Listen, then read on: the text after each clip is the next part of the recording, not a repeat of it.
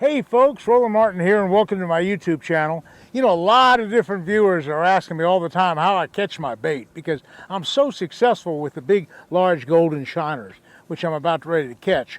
But there's quite a little setup here. You know, when you come down to Florida, you think in February, March, you're going to go buy some nice big shiners, you're going to catch a big old 8 or 10 pound bass. Well, that's fine, you can do that. But the big problem is that they're out of shiners about half the time. So when you come down here, you can't get any shiners. So you have to figure out a way to get your own shiners. So that's what I'm going to show you today, my technique on how I catch shiners. It's completely legal. Everybody can do it. I buy a good, first of all, I buy a good, this happens to be a good cracker cast net. This is a 10-footer, but you don't need a 10-footer. You probably get by with an 8-footer to start with. This is a kind of a big commercial one. Okay, that's one thing. Having the right net, and I'll show you how to throw it. And that's the other thing. The other thing is having the right. I have a tank of oxygen in the car. I have special chemicals to put in this live well. That's a big 40-gallon live well here we have, and we're going to try to fill it up with shiners. Now, in a day's time, think of this. In Florida, it's legal to fish more than one rod. So say there's 3 of us in the boat. We can easily fish 6 rods. Now, you're going to catch more fish on 6 rods than you would if you only fished 2 or 3 rods. It's just inevitable. You have one rod here, one rod, blah, blah, blah, and you're going to catch more fish. But you need a lot more bait. So to fish 6 rods, you're going to have to probably catch like 10 dozen shiners. Now, here's the problem with that. 10 dozen shiners, right now they're $25, $26, $27 a dozen. So 10 dozen, it's almost $250, $300. It's just a lot of money. Now, I can, for just fractions of that cost, I can go buy my own chum, which is hog food. In this case, I've already put the hog food out, and I'm going to take little bits of it right now and throw in there. You notice this white stake? I got a white stake in the ground. Well, I've put that white stake in there to mark this spot. I have a spot right here. In just a second, I'll just show you. I'll mark it, and we'll come in right here, and I'll just chum right about there. That's kind of where I want to throw the net, right about there. Okay? I can stand up with my polarized glasses. Sometimes I can see the bait hitting. I kind of see it right now. I think there's a little bit of bait in there. I hope. Try another little piece of chum. Now see, I've already put a big scoop of hog food in there about an hour or so ago. So now I'm going to throw another deal, and I'm going to, in just a second, after I chum just a little bit more, I'm going to throw my net right in there.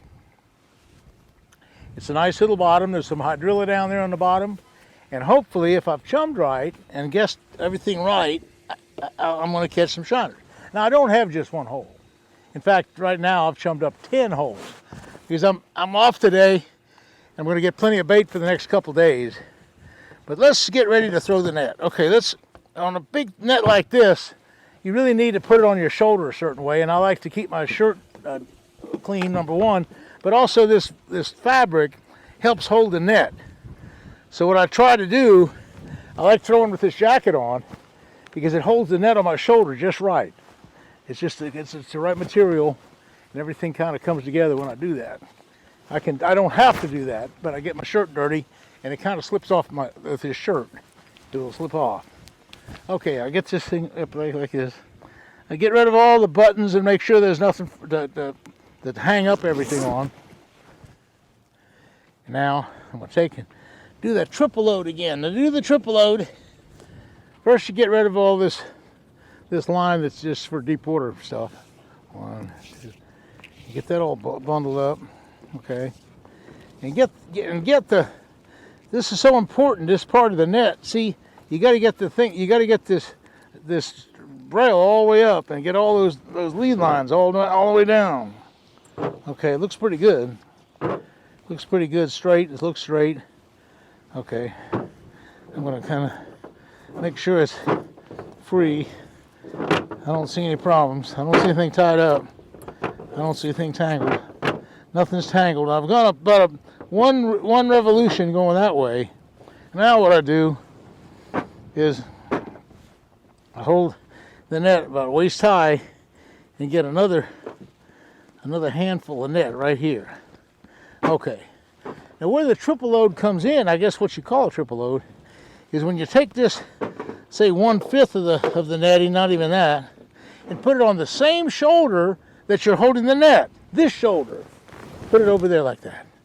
Okay, we're almost there. I'm going to throw one more little thing of chum out there. I'll come over this way with the boat, make a nice cast.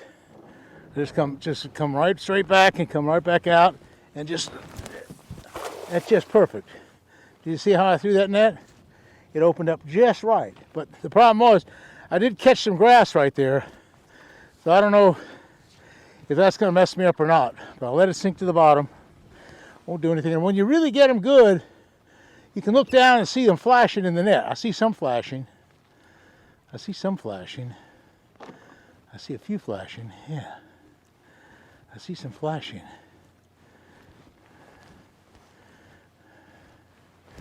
I don't know. That was a very good throw, by the way. I'm pulling it free of all the grass. I see some shiners. I don't know how many. There's some shiners. Okay. But anyway, that was a perfect throw. Probably not too many shiners, just a few. And I'll pull the net out slow and easy. You notice now there's a bluegill there. I can't use him. So, a couple bluegills. I got just a little bit of water in there. Got quite a few bluegills. Some of that flashing with bluegills. I didn't have half a dozen or so shiners, or maybe a dozen shiners. Okay. Now, bunch of bluegills. Some bluegills. Okay, let me fill the net in the water here. Now, what I'll do is first of all, I get all the bad bluegills out. Now these bluegills, you can't keep them. These are big, beautiful bluegills, but you got to throw them back.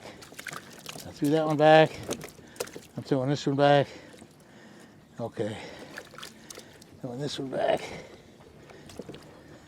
And I got 2 or 3 small ones. Uh-oh. I don't have that one. That's a really good, nice big shiner, by the way. That's a bluegill here. Okay, these are good shiners. Now that's a good size shiner. I mean, these are a little bit smaller, but they work good. 3, 4, 5, 6, 7, 8. 8 shiners. That's $16 worth of shiners right there. You notice I got a couple more bluegills. I have to dump them out. Now, what's so important now is you got a good live well like this one, and I can put them in there, right here. Along with that, let me go one step farther because I don't know how many more times I'm going to throw the net, but I'm going to show you how I get ready. They make this stuff, and they sell it at Bass Pro Shop, and use regular salt, or you can use this this catch and release formula. It's really good. You can buy this, and what this is, this has methylene blue in it as one of the things. It has salt in it too. And what methylene blue does, it enhances the nucleus of the cell to the point where the bacteria won't get through the cell, so that this gram-positive bacteria, the kind of the bad bacteria, it doesn't kill the shiners. In other words, the shiners are kind of impervious to bacterial infection because of the methylene blue. The other thing that's there is salt, just regular salt. And I'll tell you what salt does. Salt promulgates the slime coat. The slime coat on a shiner is so important. That's their defense mechanism for all sorts of diseases and all sorts of things. So you want shiners with all the scales and good slime coat. So this catch and release has all that. Okay. Now what I do is I'll put a little bit in here. Now also I have oxygen. They've now been doctored up. Now it's also a good fresh water supply. The other thing that I do that's so important is that I don't have the oxygen tank with me, but in the car, when I go home tonight, I have a tank of oxygen, pure oxygen. And I put the stone in here, and that's far better than any other way to aerate. In fact, all the commercial guys, whenever they talk about bait, they all use pure oxygen. That's what I do. And that's not too hard to figure out.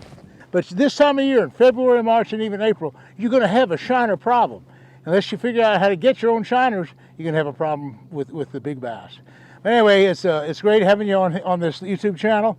I hope I showed you a thing about how I throw the net, and how I chum my holes, and how I keep my bait alive, and the different processes I have for keeping better bait for better bass. Anyway, I hope you hit the subscribe button. I hope you hit the likes button. O'Reilly and Bass Pro, all those good people will be really happy. So we'll see you again soon, and hey, thanks for watching.